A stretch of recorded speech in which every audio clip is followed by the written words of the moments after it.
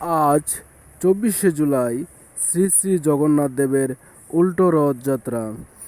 গত এক সপ্তাহ আগে আমি একটি ভিডিও দিয়েছিলাম শ্রী শ্রী জগন্নাথ দেবের রথযাত্রার। আজ 24শে জুলাই শুক্রবার আবার অনুষ্ঠিত হচ্ছে উল্টো রথ।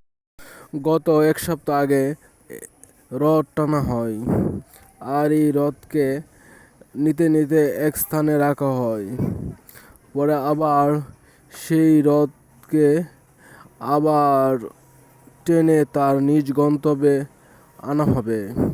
আজ হচ্ছে সেই দিন, কারণ এক সপ্তাহ আগে রাখা হয়েছিল রথ টেনে এক স্থানে। আজ সেই স্থানে গিয়ে আবার এই রথ উল্টো করে তার নিজের গন্তব্যে আনা হবে। এটাকে বলে উল্টো রথযাত্রা। ভিডিওটি ভালো লেগে থাকলে লাইক, কমেন্ট এবং সাবস্ক্রাইব